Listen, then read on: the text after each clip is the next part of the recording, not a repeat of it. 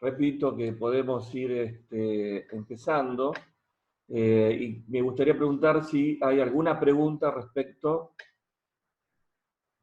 de la clase anterior. Si tienen alguna pregunta, habiliten el micrófono y me lo hacen saber, por favor.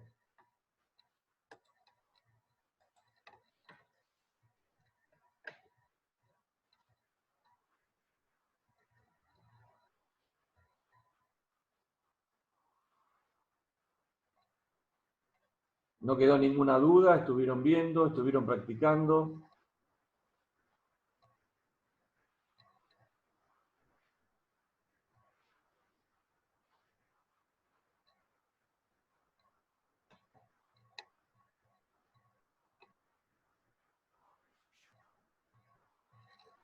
No tengo ninguna devolución, entonces entiendo que está todo correcto. Gustavo, sí, yo, Ah, Luciana. Del TP1, ¿te puedo hacer consultas por acá o te las hago por mail? prefiero que me la hagas por mail. Vale, ok. Bueno. Con respecto a la clase teórica, ¿alguna duda? No, yo tengo una duda del TP2, pero también te hago la duda por mail. Bien, perfecto, no hay problema. Gracias. Perfecto. Ahí Ailén me mandó un mail, no sé si eh, pudiste encontrar la presentación.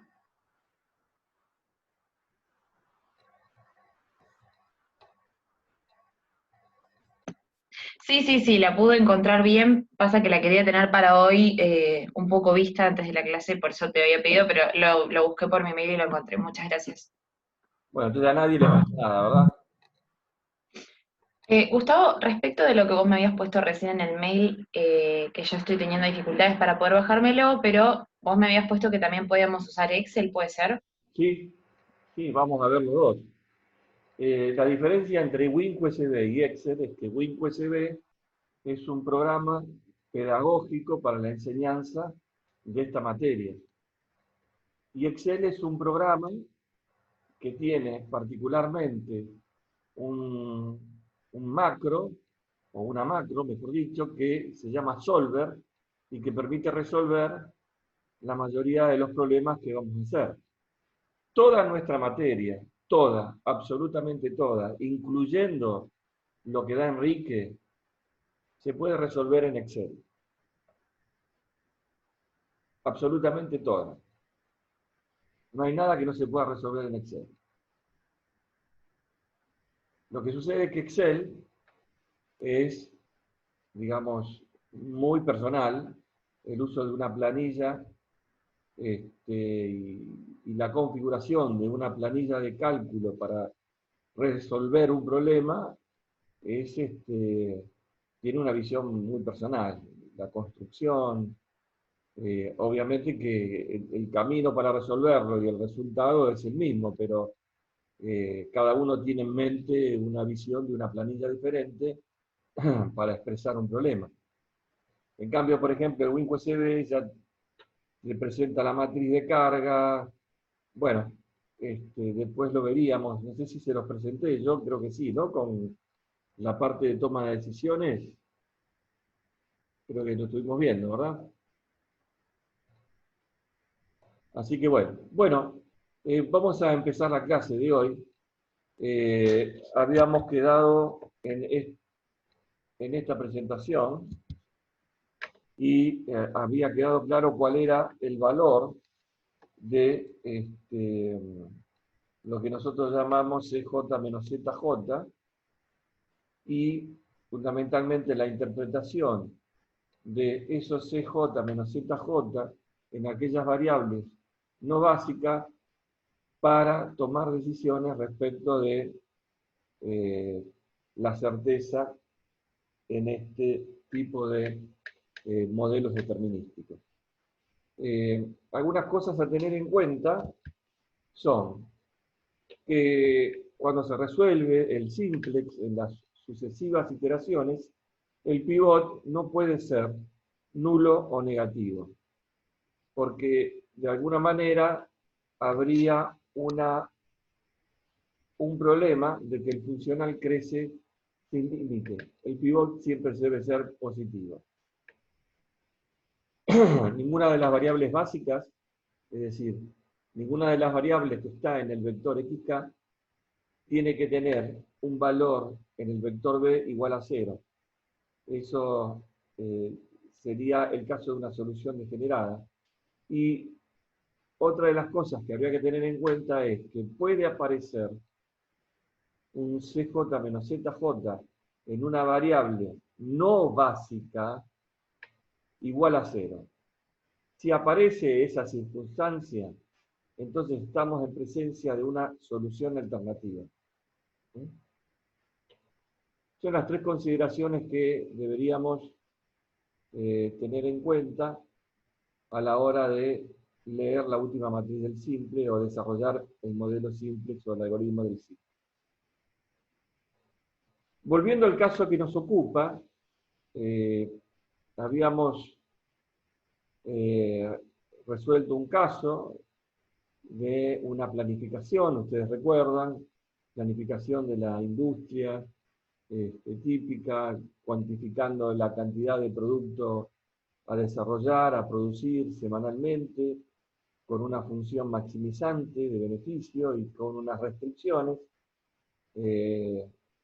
vinculadas a las horas hombre de producción como recurso en producción, horas hombre rectificado como recurso en rectificado, y una demanda máxima de un tipo de producto, que en este caso es el alcohol tipo 2.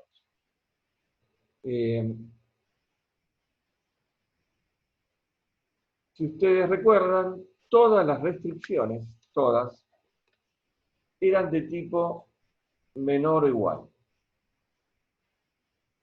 Esto no es casual, empezamos por la parte más sencilla. ¿Por qué? Porque una restricción de tipo menor o igual hace que, si ustedes recuerdan que esta es el área de soluciones factibles, en el cual uno buscaba en los vértices, en este caso de este polígono o del hiperpoliedro, el origen pertenece al espacio de soluciones factibles. Y como el simplex de Danzig necesariamente parte del origen, entonces estas restricciones de tipo menor o igual se hacían las más simples para tratar. Entonces ahora vamos a preguntarnos qué pasa cuando aparece una restricción de tipo mayor o igual.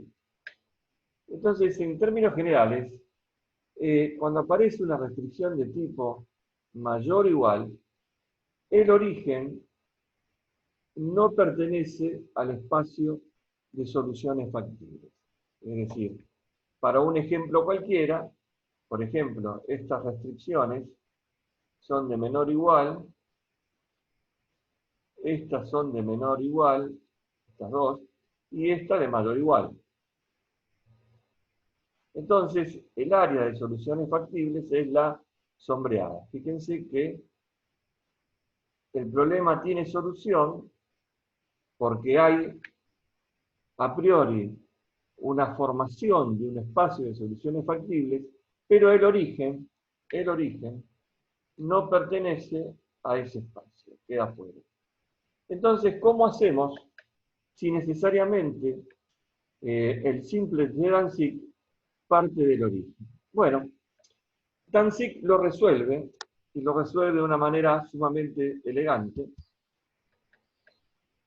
Y vamos a ver cómo lo hace haciendo una pequeña modificación en nuestro caso inicial de los alcoholes.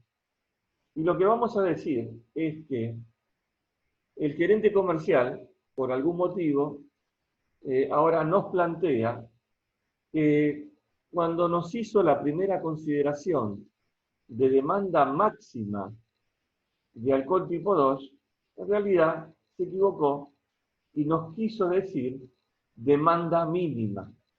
de alcohol tipo 2. Esa pequeña equivocación del gerente comercial hace que nosotros tengamos que hacer una pequeña modificación en la última restricción, modificando el sentido de la desigualdad y cambiándola por una restricción de tipo mayor o igual. Entonces, el problema original se ve ahora modificado cambiando la última restricción de ese modelo por una restricción de tipo mayor o igual. Entonces, evidentemente, cuando uno hace y trata de encontrar cuál es la zona de espacio de soluciones factibles, resulta ser este pequeño triángulo. O sea que ahora, cuando dice mayor o igual a 120, es de acá para arriba, es de esta constante 120 para arriba. Con lo cual nos quedaría este pequeño triángulo de espacio de soluciones factibles que tiene tres vértices. Este y este. Y este vamos a llamarlo B', por llamarlo de alguna manera, ¿no? O sea, B', sería ahora el espacio de soluciones, el vértice del espacio de soluciones factibles como consecuencia de esta modificación que desgraciadamente nos introduce el gerente comercial. Entonces, hicimos una pequeña modificación en el sentido de la desigualdad de la tercera restricción y el problema cambió totalmente. Como ven, ya el espacio no tiene al origen como parte de su superficie o de su hiperespacio. Obviamente, las condiciones de no negatividad se siguen respetando para todas las variables. Es así que si tomásemos la última restricción y con el concepto de slack, que lo recuerdo, un slack es la diferencia respecto de la cota numérica. Si en una restricción de tipo menor o igual suma del lado izquierdo,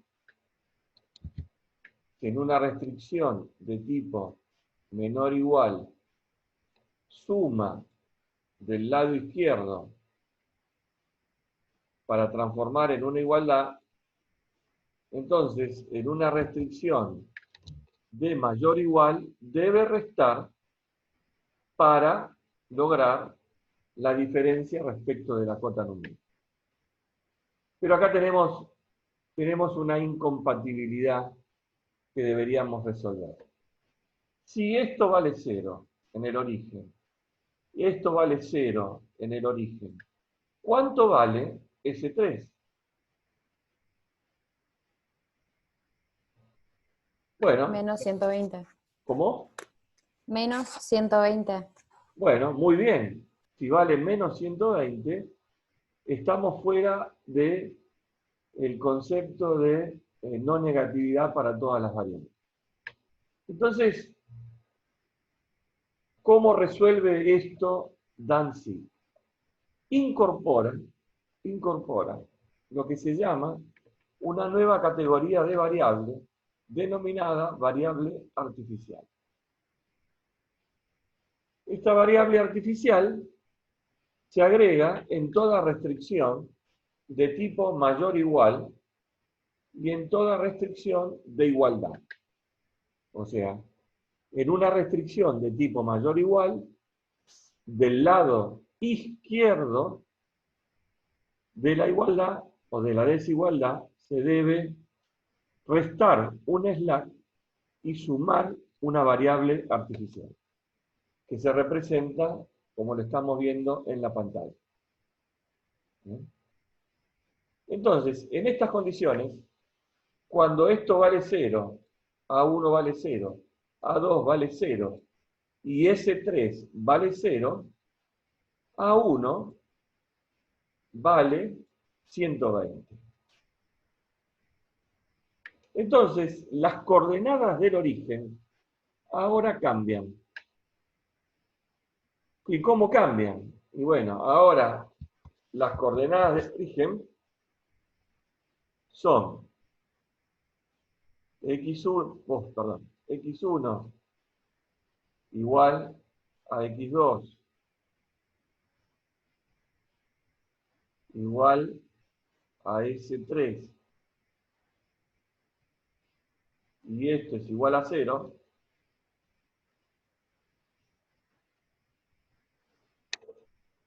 S1 igual a 230,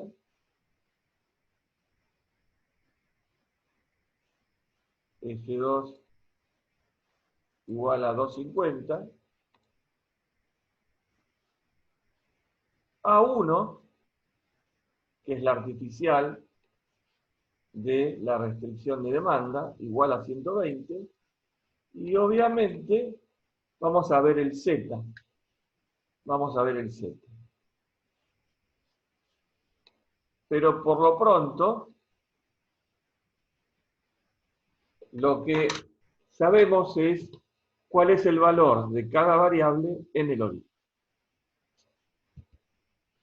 Entonces, acá el modelo o el algoritmo se va a dividir en dos fases. Una primera fase que contiene variables artificiales en la solución. Es decir, cuando hagamos el simplex, en el vector xk van a aparecer variables artificiales. ¿Qué significa la presencia de variables artificiales en la solución? Es decir, que exista una variable artificial como variable básica, significa que estoy todavía fuera del espacio de soluciones factibles. Es decir, el método está explorando, ¿sí? Y no logra todavía encontrar el espacio de soluciones factibles. En cambio, esa sería la fase 1. La fase 2 es cuando la base ya no tiene variables artificiales en su composición. Es decir, cuando el vector xk ya no cuenta con variables artificiales en su composición. Es decir, que esas variables artificiales se hicieron 0. ¿Esto qué significa?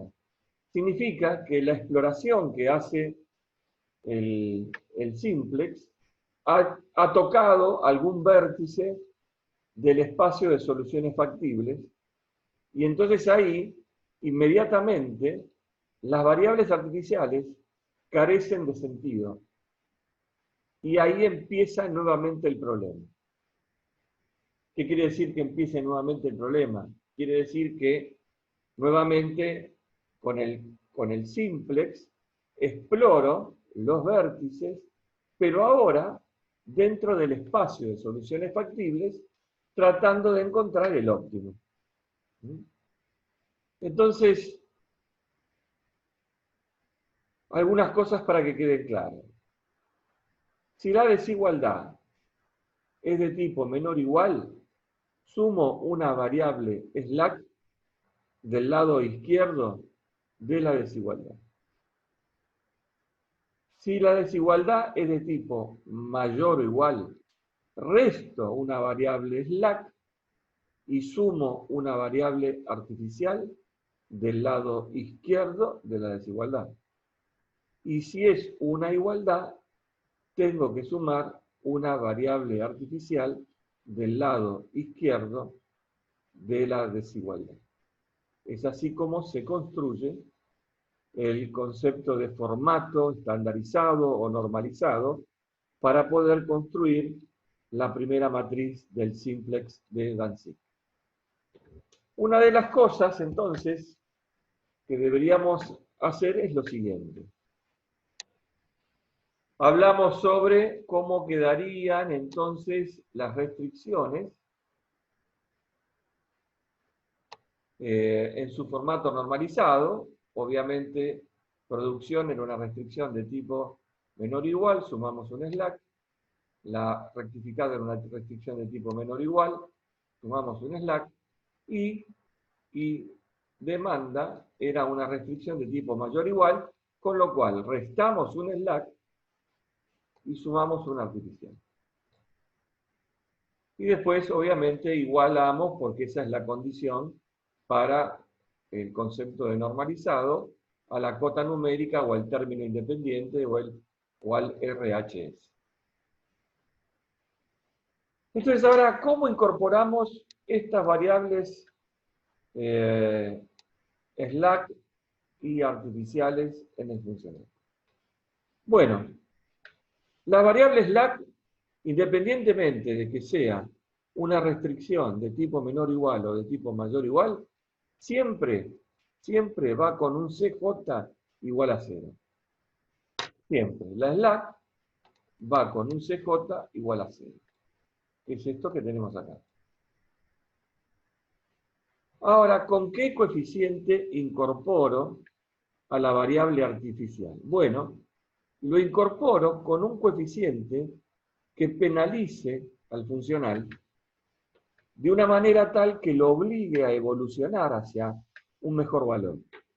Por ejemplo, si el funcional es maximizante, entonces lo incorporo con un coeficiente que universalmente se llama m, y que en este caso es, digamos, a los efectos del cálculo puede ser, no sé, 10 a la 24. Entonces, cuando lo resto, el funcional va a ser sumamente negativo.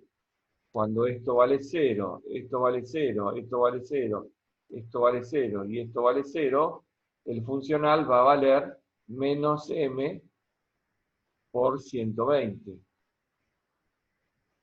Entonces, en el origen, el valor del funcional, que era lo que nos faltaba agregar acá, va a ser menos m por 120. ¿Por qué? Y porque tengo una artificial que la incorporé al funcional con un coeficiente m fuertemente muy grande, que si resta, entonces me da un funcional negativo. Entonces, ¿qué quiere decir? Quiere decir que hay una fuerza impulsora muy grande para tratar de escapar de acá, de este funcional, de este punto. Porque me dice, acá en este punto no hago nada, en este punto soy muy chico, y acordate que yo soy un funcional maximizante. Entonces tenés que evolucionar hacia algo mejor. Ese es el sentido que tiene el Big M. Entonces, el Big M se incorpora restando a un funcional si es maximizante y sumando al funcional si es minimizante.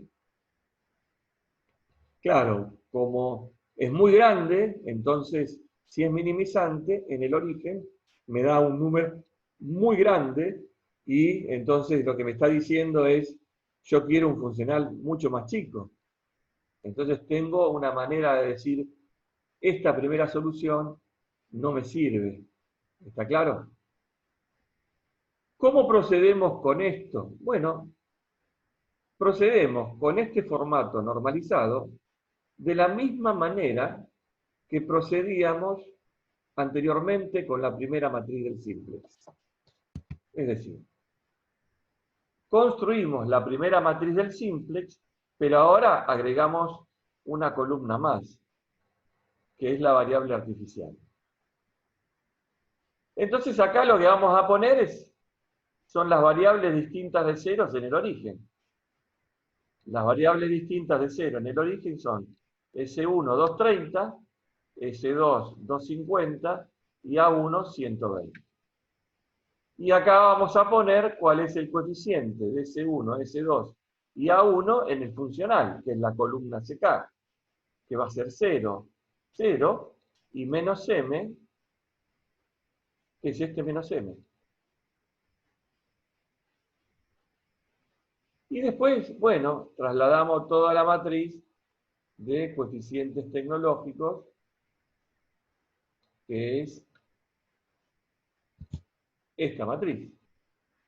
Acá estaría la columna para X1, acá estaría la columna para X2, acá la columna para S1, acá la columna para S2, acá la columna para S3 y acá la columna para A1. Es decir, las columnas deberían ser 2, 1, 0, 1, 2, 1, 1, 0, 0, 0, 1, 0, 0, 0, menos 1, 0, 0, 1. ¿Qué es lo que dice acá? 2, 1, 0, 1, 2, 1, 1, 0, 0, 0, 1, 0, 0, 0, ojo con esto, la slack acá en una restricción de tipo mayor o igual tiene un coeficiente menos 1 como coeficiente tecnológico. ¿Está claro? No estoy hablando del coeficiente del funcional. Este coeficiente no tiene nada que ver con esto. ¿Está bien? Entonces, ¿dónde tendríamos los vectores que relacionan a cada variable básica con su base? Estarían acá, S1 con S1, estarían acá, S2 con S2, y estarían acá, A1 con A1. Ahí estaría la matriz unidad. Ahí estaría la diagonal, digamos, esa diagonal unitaria, y el resto de los componentes igual a 0. ¿Cómo procedemos después? De la misma manera que hicimos siempre. Multiplicamos, para hallar el z, esto por esto, más esto por esto, más esto por esto.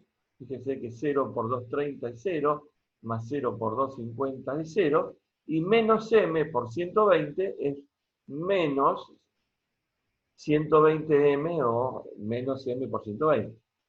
O sea que este funcional es fuertemente negativo y es lo que caracteriza al origen. Estoy planteando la solución trivial.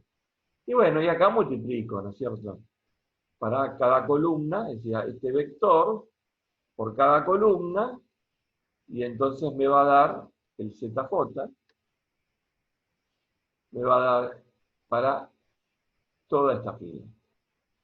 Y una vez que tengo el ZJ, efectúo la diferencia CJ menos ZJ.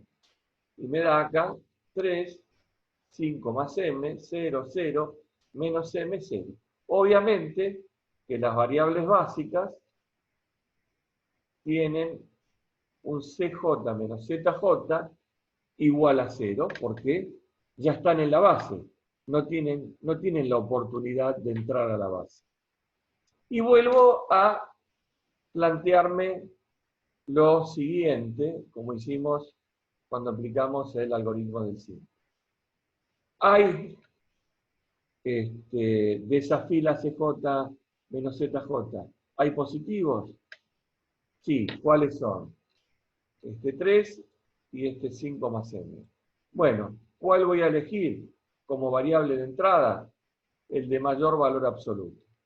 Como M es un número muy grande, 5 más M es mayor que 3, por lo cual entro por la variable X2.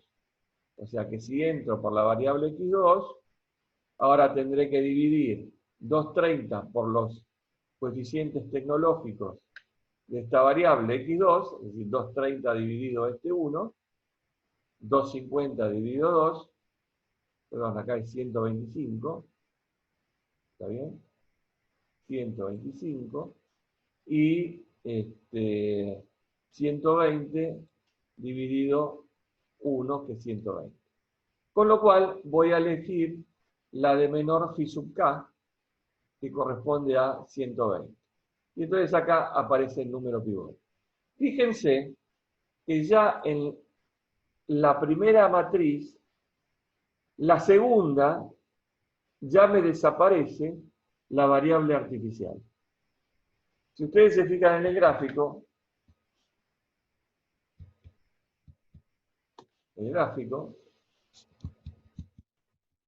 ¿sí? ¿Qué es lo que hice? Avancé por X2 y llegué al punto B. Entonces, cuando llego al punto B, el punto B ya pertenece al espacio de soluciones factibles, entonces la variable artificial desaparece de la base. Se hace cero. Cuando se va de la base es porque se hace cero. Y ahí estoy en condiciones de buscar dentro del espacio de soluciones factibles. Bueno, cuando tenemos una igualdad, ¿cómo normalizamos? Solamente agregando una variable artificial del lado izquierdo de la restricción. Las igualdades son condiciones muy fuertes que le tenemos que imponer a los modelos y a veces es necesario suavizar el modelo poniendo una restricción algo más suave, ¿no? En términos de suavidad, la más débil o la más suave es la de tipo menor igual, después sigue mayor igual y después sigue la igualdad. La condición de igualdad es muy, muy fuerte. Eso hace que muchas veces no aparezca una solución factible. En cambio, si lo aflojamos, puede ser que sí.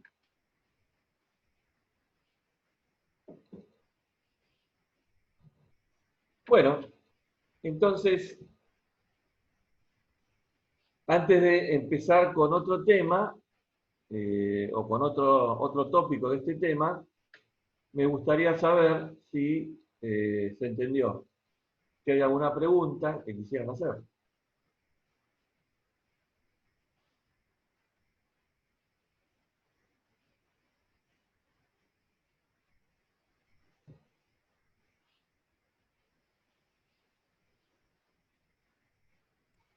Yo no tengo ninguna duda. Todo quedó claro, no hay duda con respecto a esto. Conceptualmente, ¿no? No hay duda porque tenemos que incorporar una variable artificial y todo lo demás, ¿verdad? Bueno. Interpreto que no hay dudas, entonces. Bien. En realidad, todo lo que vimos hasta ahora lo hicimos para llegar a este punto, a la interpretación de los modelos. Esto es lo realmente importante, es lo que, la pregunta número 1 en un parcial es ¿cuál es el modelo y cuál es su solución óptima? Y el resto, las 9 preguntas que siguen, son la interpretación del modelo. Entonces, vamos a ver de qué manera introducimos este tema. Lo que ven en pantalla es el modelo original normalizado con restricciones de tipo menor o igual.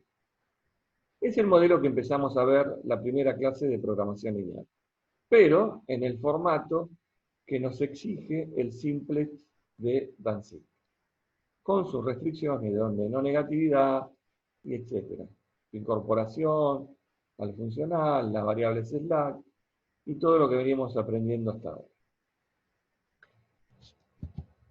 Cuando nosotros llegamos a la última matriz del simplex, llegamos a esta matriz en la cual todo era no positiva. Es decir, solamente teníamos ceros y números negativos.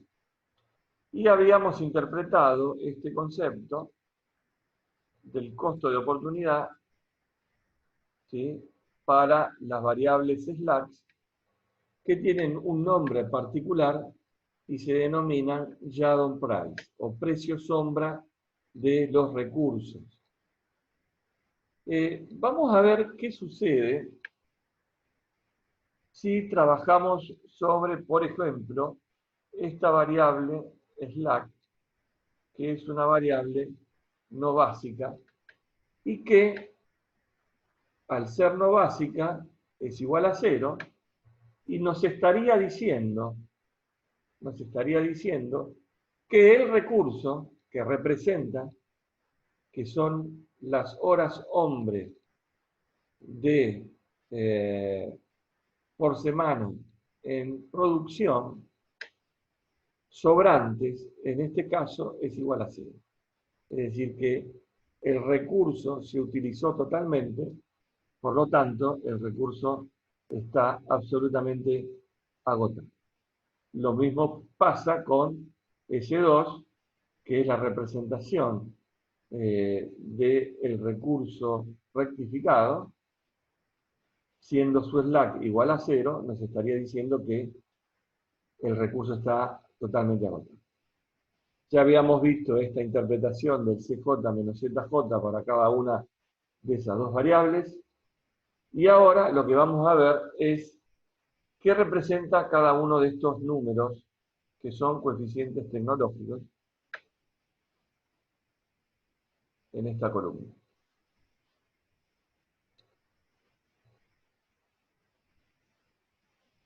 Bueno, si el problema, o sea, esta parte de la matriz de coeficientes tecnológicos no nos interesa porque representan a las variables básicas. Y acá está el vector unitario o la matriz unitaria.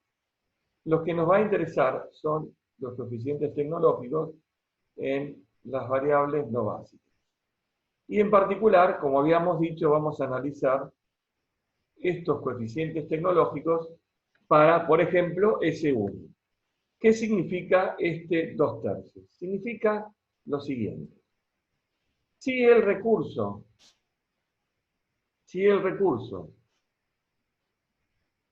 aumenta en una unidad, entonces, siendo el problema un problema de maximización y siendo la slack una slack de una restricción de tipo menor o igual, un coeficiente tecnológico positivo que vincule a la variable columna con la variable del vector xk representa un aumento en la variable xk igual a lo que indica el coeficiente tecnológico. ¿Qué quiere decir? Si en vez de tener 230 unidades de recurso en producción, aumento en una unidad el recurso de producción y me voy a 231, esa unidad de recurso producción genera un aumento de 2/3 de unidades en X1, es decir, el alcohol tipo 1, y el signo contrario indica disminución. Una disminución de 1/3 en el alcohol tipo 2. Obviamente que al ser la relación entre esta y esta es positiva, también aumenta en 1/3. ¿Qué significa esto? Si yo tuviera 231 unidades de recurso en vez de 230, el resultado hubiera sido 70,67 de alcohol tipo 1 89,67 de alcohol tipo 2 y 30,33 de la variable SLAC S3. Entonces esto es básicamente como consecuencia de que es un problema de maximización para una restricción en la cual S1 representa al SLAC de una restricción de tipo menor o igual. Si fuera mayor o igual sería el signo contrario. Y si fuera maximizante, volvería a cambiar de signo. ¿Está bien? Entonces, el conjunto de soluciones, ¿cómo quedaría? Como habíamos dicho anteriormente, 70,67 para X1, 89,67 para X2, 30,33 para S3, 0 para S1, 0 para S2, y acá vemos que el funcional aumentaría en 0,33. Es decir, si hacemos esta cuentita, 3 por 70,67 más 5 por 89,67, aparece 660,33. Que es casualmente el valor de CJ menos ZJ de esa variable SLAC. Es el precio sombra de esa variable SLAC. Entonces,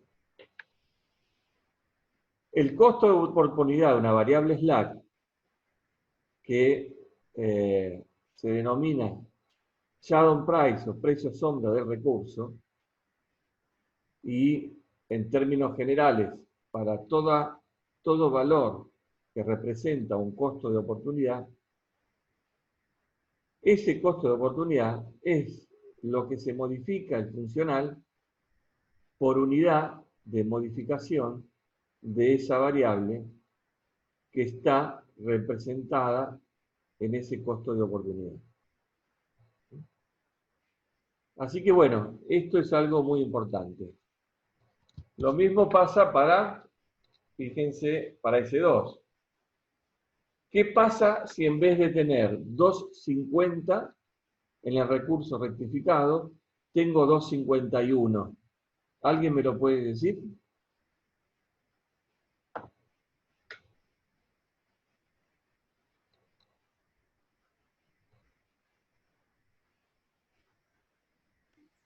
¿No disminuiría 0,33 la producción del alcohol tipo 2?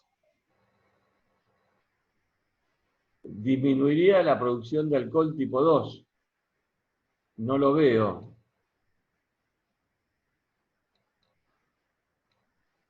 Fíjate que S2, X2, la relación entre S2 y X2 en la base es 2/3 y es positiva.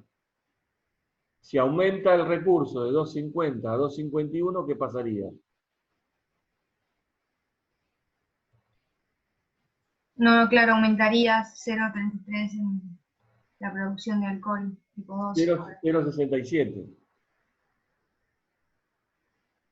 Aumentaría 0,67 la producción de alcohol tipo 2 y disminuiría 0,33 la producción de alcohol tipo 1. Y disminuiría en 0,67 la SLAC de la demanda máxima de alcohol tipo 2. Claro, porque si aumenta X2, disminuye S3, porque tienen sentido contrario. Si una aumenta, la otra disminuye. Si la otra aumenta, si la SLAC aumenta, X2 disminuye, y si la X2 aumenta, la SLAC S3 disminuye. Porque están ligadas por, digamos, el recurso que es 120, ¿no? Entonces, obviamente que acá dijimos que si vamos de 2,30 a 2,31, aumenta S3 en 1/3, aumenta X1 en 2/3 y disminuye X2 en menos 1/3. El sentido contrario pasaría si disminuye el recurso de producción en una unidad. Es decir, si disminuye el recurso de producción en una unidad y pasamos de 2.30 a 2.29, entonces los signos son al revés. ¿Está bien? ¿Por qué? Porque vamos de 2.30 hacia abajo. Entonces, esto disminuye y esto aumenta. Entonces, acá lo que tenemos que hacer es hacer estas consideraciones para lo que viene. Esta fue una pequeña introducción para lo que viene. Y lo que viene se llama análisis de sensibilidad o análisis post-óptimo. El objetivo del análisis de sensibilidad o análisis post-óptimo es analizar la estabilidad cualitativa de la solución a partir de la última matriz del simplex. ¿Cómo se hace esto? ¿Y qué significa estabilidad cualitativa de la solución? Bueno, la estabilidad cualitativa de la solución es ver en todo momento cuándo cambia la composición del vector xk. Si ustedes no recuerdan, se los recuerdo ahora, el vector xk es un vector cualitativo. La última matriz del simplex para nuestro ejemplo era S3, X1 y X2. Esa es la composición cualitativa. Entonces, el objetivo es, ¿qué tiene que pasar para que esa composición cualitativa se rompa? Y formen otras variables la configuración del vector xk. Y eso podría ser, por ejemplo, útil para responder preguntas de este tipo. ¿Qué tendría que pasar para que no me convenga fabricar alcohol 1? Entonces, esa pregunta traducida a la interpretación matemática del modelo significaría encontrar aquellos motivos por la cual x1 es igual a 0. Recuerden que pregunté qué tendría que pasar para que no me convenga fabricar alcohol tipo 1. Cuando uno dice, no quiero fabricar alcohol tipo 1, estoy diciendo que la cantidad de alcohol tipo 1 por semana es igual a 0. Y si el alcohol tipo 1 que yo necesito es igual a 0, entonces x1 no puede pertenecer a la base, porque no sería una variable básica. Entonces, analizar la estabilidad cualitativa de la solución sirve para contestar este tipo de cosas. ¿Cómo vamos a hacerlo? Lo vamos a hacer a partir de límites de variación. Es decir, vamos a construir un intervalo con un valor mínimo, cerrado, un valor mínimo, y un valor máximo.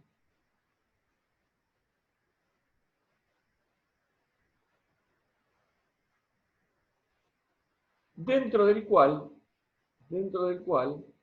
se garantiza la estabilidad cualitativa de la solución. ¿Eso qué quiere decir? Dentro de este intervalo vamos a garantizar que la composición del vector xk sigue siendo la misma. No hay variación. Entonces, ¿sobre qué vamos a construir estos límites de variación? Lo vamos a construir sobre dos componentes del modelo de programación lineal. Sobre los términos independientes, o RHS, o disponibilidades limitantes, o cotas numéricas, o valores del lado derecho, todos estos nombres son válidos,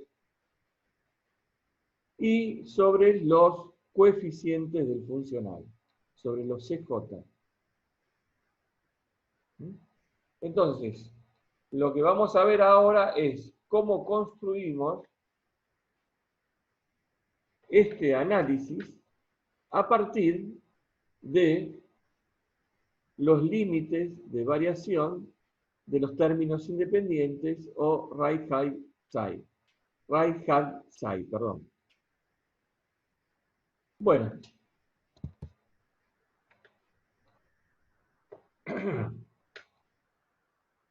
Puede ocurrir que, en principio, perdón, antes de lo que iba a decir,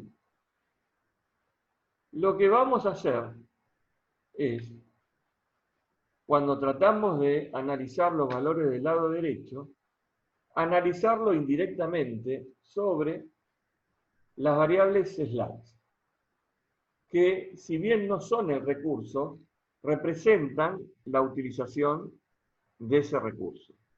Fíjense que en la solución del problema, S1 era 0, S2 es 0, y eso significaba que el recurso se utilizaba totalmente.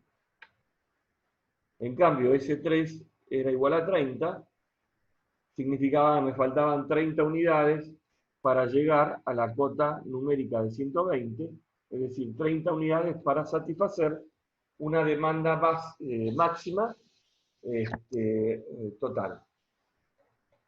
Entonces, estos análisis de los términos independientes lo vamos a hacer sobre las variables slacks. Y van a aparecer dos tipos de variables slacks.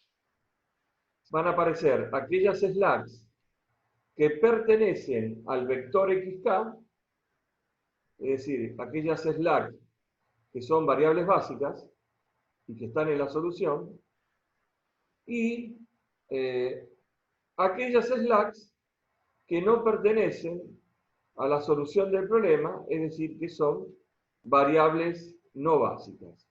Para nuestro ejemplo, la variable básica, la slack que era básica era S3, y las no básicas eran S1 y S2. Entonces,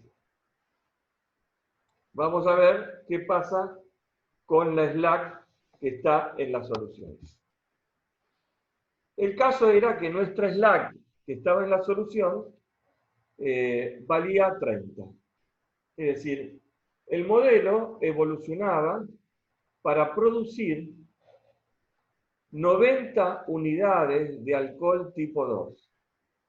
90 unidades de alcohol tipo 2. Es decir, que S3 son las unidades que me faltan para completar la demanda máxima de alcohol tipo 2. Entonces, como yo no tengo más remedio por los recursos de producción y rectificado que producir 90 unidades de alcohol tipo 2, si le pido 120, la slack va a valer 30. ¿Por qué? Porque va a ser 120 menos 90, que es el valor de x2. Entonces acá S3 va a valer 30. Ahora, si yo siempre produzco 90 unidades, si en vez de pedirle 120 le pido 200, ¿cuánto va a valer la slack? Pregunto a la clase. Si en vez de la cota numérica ser 120, resulta ser 200, ¿cuánto va a valer la slack?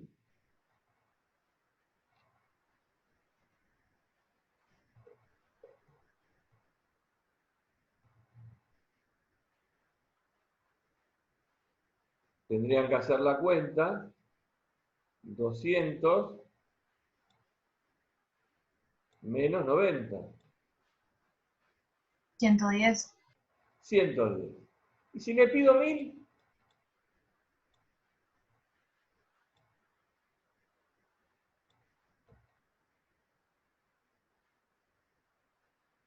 ¿910? perfecto. Puedo ir hasta infinito, ¿está bien? Pero siempre, siempre, esa slack, a partir de 90, por ejemplo, si en vez de pedirle 120, le pido 90, ¿cuánto vale el slack? 0. Muy bien. En 0 se va a producir una solución alternativa. Es decir, hasta 90 el RHS puede aguantar la solución de ser S3 parte del vector XK. Pero de 90 a más infinito, cualquier valor de esa cota numérica siempre va a generar un valor positivo de S3. Entonces, voy a construir el intervalo de la siguiente manera. Es el valor del intervalo, va a estar dado por un límite inferior que va a ser igual al valor del recurso menos la slack y infinito. Entonces, el recurso puede variar entre estos valores y en esos, digamos, en ese intervalo, S3 siempre va a ser no negativa. ¿Está bien? Particularmente me interesa que sea positiva, porque en 0 se produce lo que se llama una solución alternativa. Entonces, para las variables slacks que están en la solución y que están representando a restricciones de tipo menor o igual, esta sería cómo voy a construir el límite de variación para el análisis de la estabilidad cualitativa. Cosa que no pasa si eso pasa a 80. En 80, entonces ya la cosa cambia. Bueno, veríamos los cambios después. En principio, ¿esto quedó claro?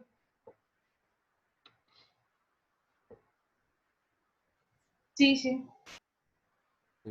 Muy bien. ¿Todos coinciden en ese sí, sí? Sí, sí. Bueno, perfecto. Veamos ahora cómo tratamos el segundo caso. O sea, lo que hicimos ahora es este caso, el caso A, y lo que vamos a hacer es las variables no básicas, los recursos representados por slacks que no son básicos, que van a estar representados por S1 y S2. Bueno, un poco de esto ya lo vimos. Si el recurso aumenta, si 230 aumenta, entonces S3 aumenta en 1/3, X1 aumenta en 2/3 y X2 disminuye en menos 1/3. O sea que la pregunta es, ¿en cuánto tendría que aumentar este recurso para que, si esta variable X2 disminuye, llegue a 0? ¿Se entendió? Es decir, esta variable disminuye por cada unidad que yo agrego de recurso en 0,33. Entonces, ¿cuánto tendría que aumentar el recurso para que esta variable se haga 0?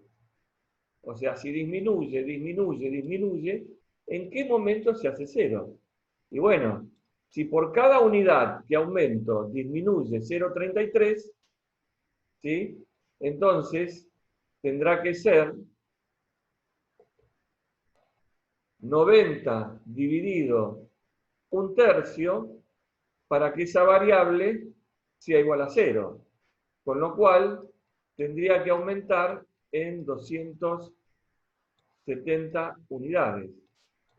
Es decir, si el recurso producción aumenta de 230 a 500, con lo cual aumentaría en 230 unidades, perdón, en 270 unidades, o sea, si de 230 me voy a 500, el aumento es 270, 270 por 1/3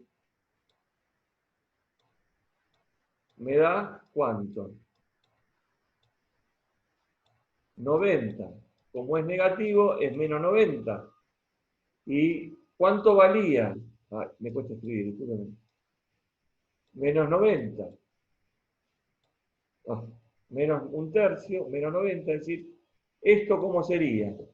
Cuando yo aumento a 500, el salto cuantitativo del recurso es 270 unidades de recurso, X2 disminuye a 0.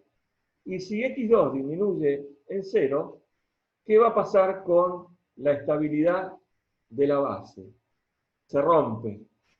Porque ya al tener una solución alternativa, ya puedo romper la composición de esa base haciendo el cambio por otra variable. ¿Sí? Entonces, si en cambio voy para aquel lado, es decir, me voy, por ejemplo, para 200, entonces, ¿qué sucede? Las que disminuyen son las que tienen un coeficiente positivo, es decir, 1/3 y 2/3, y esta aumenta. Entonces, ¿en qué momento se produce el salto? De que una de estas dos variables se haga 0. Bueno, esto es conceptualmente. Lo que dijimos es esto. Esto para S1 y esto para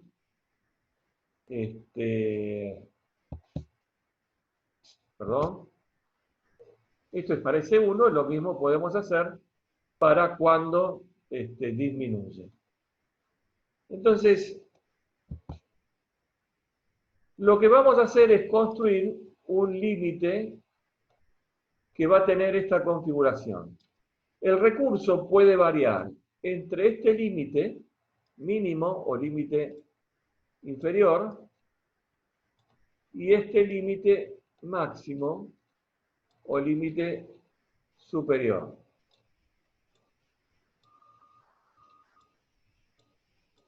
O sea, mientras el recurso varía dentro de estos límites, se mantiene la estabilidad cualitativa de la solución. Es decir, el vector XK sigue teniendo la misma composición de la base. Entonces, ahora deberíamos calcular cómo hacemos para calcular el delta inferior y el delta superior, que aplicado a este concepto nos permite calcular estos límites, mínimo y máximo. Entonces, estos límites los podemos calcular de la siguiente manera. El delta inferior es el mínimo de todos los cocientes B sub i dividido A sub ij en módulo para los A sub ij positivos. ¿Está bien? El delta inferior es el mínimo de los cocientes B sub i sobre A sub ij para todos los A sub ij positivos. Y el delta superior es el mínimo de esos cocientes, pero para los coeficientes tecnológicos, los A sub I J negativos. Fíjense que acá, por ejemplo, en S1, los positivos son 1/3 y 2/3. Y el cociente va a ser 30 dividido 1/3, 70 dividido 2/3, y ese sería el delta inferior. El mínimo de esos dos cocientes sería el delta inferior. Y acá deberíamos analizar los A sub IJ negativos, que en este caso es menos 1/3. Entonces, el delta superior estaría dado por 90 dividido menos 1/3, y ahí estaría significado, o sea, el valor absoluto, perdón, 90 menos 1/3 en términos de valores absolutos, que es 270, y ahí estaría el delta superior. Si hacemos las cuentas, hacemos la cuenta para la columna S3 y S2 como A sub IJ positivos, recuerden que eran 1/3 y 2/3, es 90 y 105. El mínimo corresponde a 90. ¿Está bien? Eso es delta inferior. Y el delta superior, perdón, estoy diciendo algo mal, discúlpenme.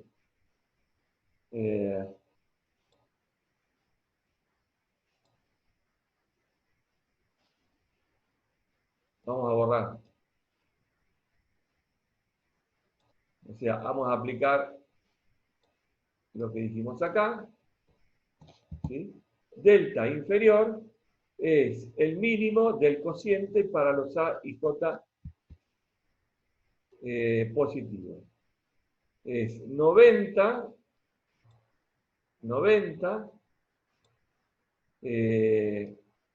y 105. El mínimo es 90. Ese sería el delta inferior. Y acá sería 90 dividido menos 1/3, sería menos 270, que tiene un módulo de 270, es decir, ese sería el delta superior. Entonces, el delta inferior estaría dado por 230 menos 90, que sería 140, y 230 más 270, que sería igual a 500. Este sería el límite superior. Haciendo las cuentas, hacemos 115 y 295 para el recurso horas hombre rectificable. Lo más interesante de esto es que dentro de estos intervalos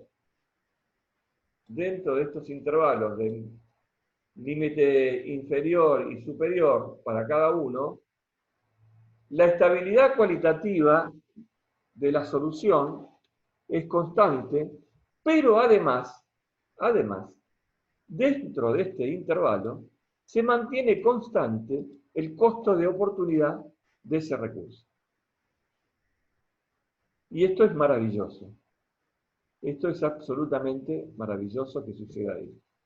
O sea que dentro de este mundo apasionante, logramos que dentro de este intervalo aparezca esta maravilla de que el precio sombra de cada recurso permanezca constante mientras permanece estable la solución del problema desde el punto de vista cualitativo.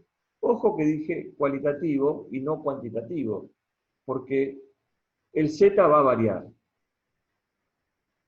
Pero a mí lo que me interesa analizar, más allá del aspecto cuantitativo, es el aspecto cualitativo. Porque yo puedo hacer preguntas de ese tipo. ¿En qué momento dejo de fabricar alcohol tipo 1? O en qué momento me conviene fabricar solamente alcohol tipo 2, que sería dos maneras diferentes de hacer la misma pregunta. Entonces, lo que vimos acá es el análisis de sensibilidad para los RHS. Ahora nos falta analizar el análisis de sensibilidad para los C sub J. Y para esto vamos a tener que aprender otra cosa, y para aprender otra cosa vamos a hacer un pequeño intervalo, y yo voy a pausar la grabación.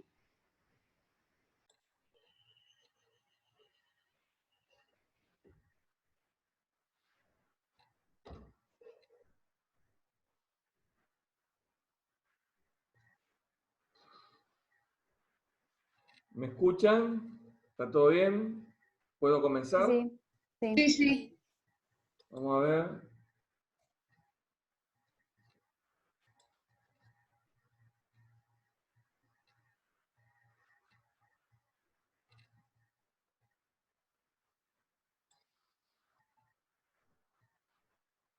Bueno, después tengo que tomar lista, a ver quiénes son los que han participado de la clase. Bien.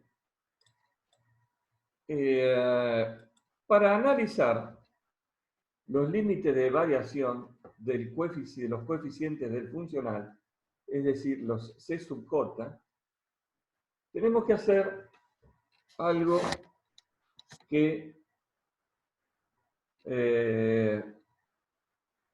es un poquito más complejo y se llama dual del problema.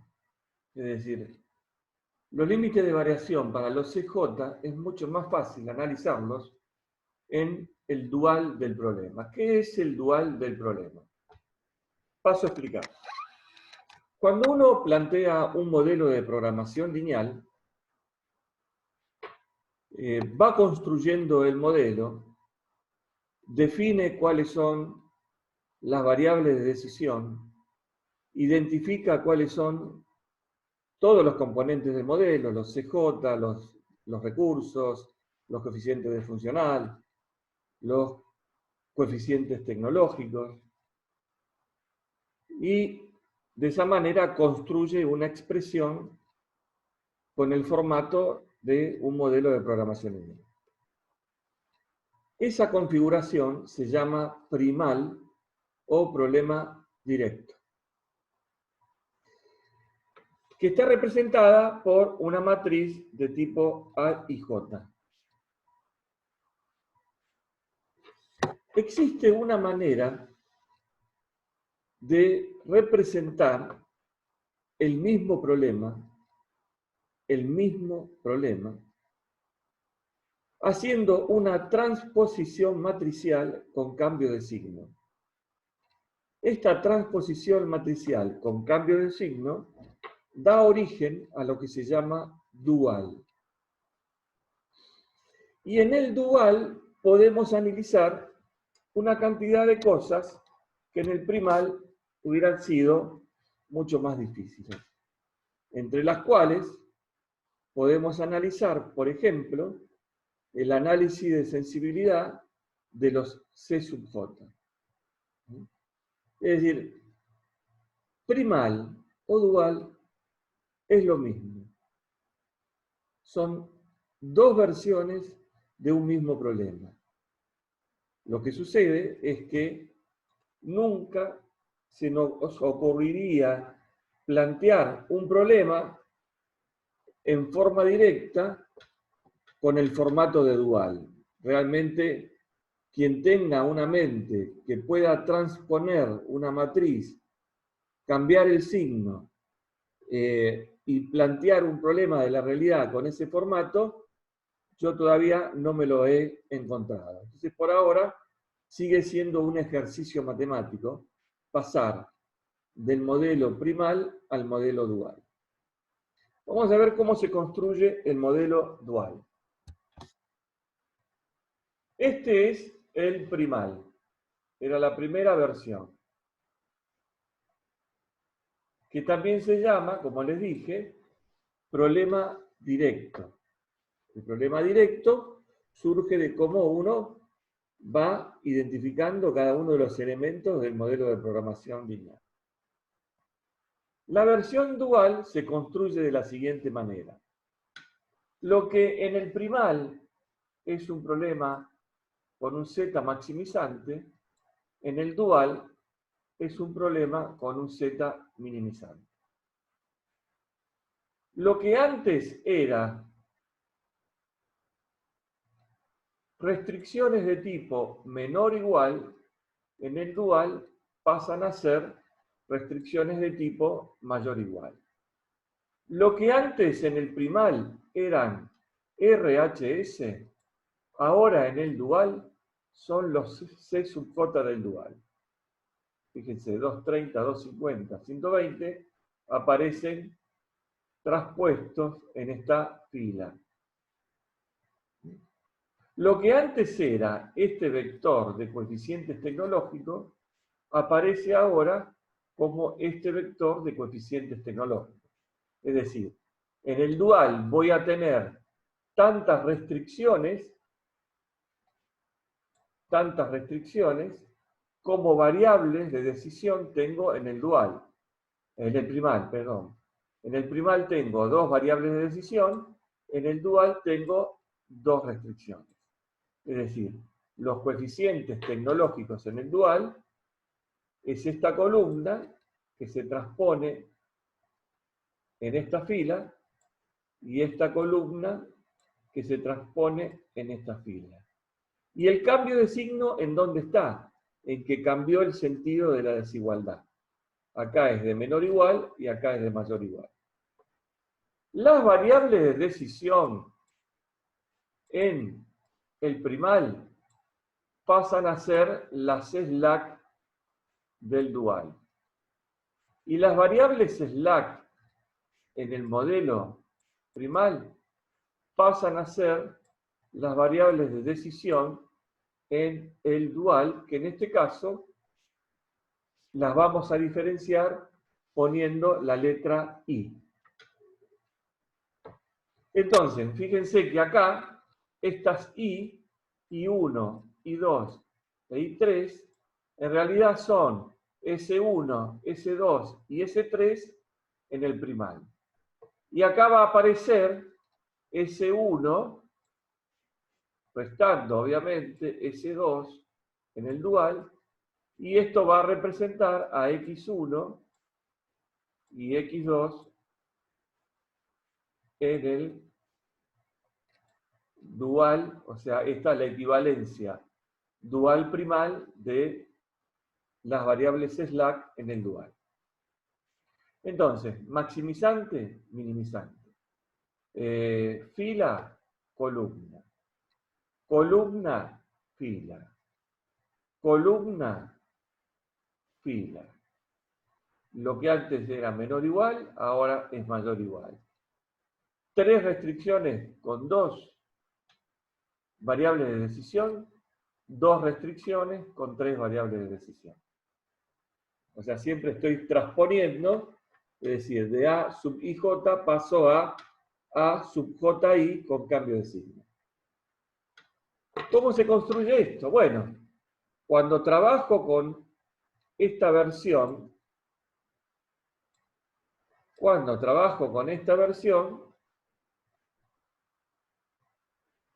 el dual, lo que hago es pasar, como hice siempre con el simplex, pasar a su formato normalizado, ¿sí? Acá restar un slack, sumar un artificial, acá restar un slack, sumar un artificial, y construir la primera matriz del simplex. En este caso sería, acá sería, ¿no?, S1 del dual y S2 del dual. Cuando yo paso acá y pongo igualdad, resto menos S1 más A1, y acá tengo que restar menos S2 más A2. Entonces, estas variables, S1 y S2, van a representar las variables slack en el dual, que son las variables de decisión en el primal. Todo está transpuesto con cambio de signo. Y lo que tengo que hacer es desarrollar la primera matriz del simplex, hacer el algoritmo de transformación, de reducción de Gauss-Jordan y trabajar como hemos aprendido a trabajar con estas matrices, hasta llegar a la última. Cuando llego a la última, observo que el funcional es 660, que es el mismo. Lo que antes era fila, ahora es columna. Recuerden que este 0,33 y este 2,33 antes era el CJ menos ZJ. Este 90, 70 y por ahí tiene que estar 30. Perdón, no es este valor, disculpen. Estoy leyendo la fila mal. Acá no es este. Acá 30, 70, 90. Recuerden que 30 era el valor de la slack S3. S1 era la variable de decisión X1, que valía 70. S2 es la variable de decisión X2, que valía 90. Pero acá aparecen como una fila y como costos de oportunidad. Bueno, entonces, lo que tengo que hacer acá es exactamente el mismo análisis que hicimos de delta inferior y delta superior para los RHS. Y si hago eso, me queda que aplicado a cada columna, ¿sí?, en donde aparecen estos valores, me va a quedar, es decir, para este caso sería S1 y S2, fíjense que S1 y S2 son variables no básicas en el dual. Cuando lo aplico, ¿se acuerdan que era el cociente entre 0,33 y menos 2,3 para el delta superior y el cociente 2,33 sobre 1,3, o sea, el valor absoluto para el delta superior, lo mismo para S2, y bueno, y acá construyo este intervalo de los límites de variación para los C sub J. Es decir, el C1, que es el CJ de la variable X1, cuyo valor es 3, puede variar entre 2,5 y 10 sin que se produzca una variación cualitativa en la solución óptima. Y el C2, que es 5, puede variar entre 1,5 y 6 sin que se produzca una alteración cualitativa del vector XK. Y en ese sentido se mantiene el costo de oportunidad de esas variables en ese sentido.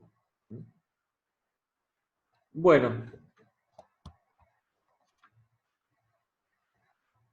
acá está hecho, digamos, más prolijamente los cálculos para los límites de sensibilidad. Y entonces podemos analizar los CJ del primal a través de un análisis de tipo RHS en el dual. y acá nos estaría dando nuevamente, lo repito, los intervalos de variación para los C sub j en el primal, es decir, los coeficientes en el funcional del primal. Bueno, acá termina la parte teórica de el modelo de programación lineal. Esto es todo lo que vamos a ver. Me falta aclarar algo más. Existe un análisis posterior que se denomina análisis paramétrico. ¿Qué significa esto? Significa ver qué pasa cuando estamos por encima de los límites. O sea, ¿qué pasa cuando nos vamos de acá para allá? ¿Y qué pasa cuando nos vamos de acá para allá? Es decir, ¿qué pasaría si el coeficiente del funcional de la variable x1 valdría 11? ¿Qué pasaría si el coeficiente de la variable del funcional para x1 disminuye a 1.5? Es decir, fíjense que tanto 11 para la variable x1 como 1.5 para la misma variable están fuera del intervalo de sensibilidad. Ese análisis que analiza afuera del intervalo de sensibilidad se denomina análisis paramétrico. En el WinQSB, el análisis paramétrico es un submenú del menú resultados y se puede hacer en forma directa. Si nosotros tenemos el Excel, lo que tenemos que hacer es replantear el problema corrigiendo ese valor y poniéndolo directamente en el modelo y hacerlo evolucionar nuevamente. ¿Sí? Y acá aparece un problema. Todo lo que hagamos en programación lineal, como consecuencia de que el simplex hace salir una variable por cada variable que entra, debe analizarse de una perturbación a la vez. ¿Eso qué significa? Que yo no puedo analizar qué pasa si hago esto y también hago esto y también hago esto. ¿Qué pasa si modifico el CJ a 11 y le bajo el C1 a 11 y el C2 lo disminuyo en 0,5?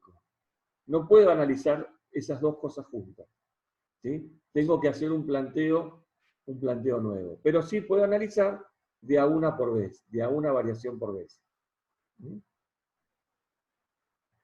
Entonces, si yo quiero analizar y no tengo el WinQSB y quiero analizar qué pasa por afuera de los límites, tengo que hacer el planteo de nuevo si uso Excel. Y si no, tengo que hacerlo en el WinQSB. Bueno, esto hasta acá. Como no hicimos absolutamente nada hasta ahora, todo esto debe sonar como algo, digamos, ajeno a lo que ustedes han aprendido. Entonces yo ahora lo que voy a hacer es pausar un minuto la presentación. Voy a cambiar. Nos vamos a tomar hasta y media. Retomamos y media y les voy a presentar el WinQSB y la solución en Excel. Así que nos vemos nuevamente y media.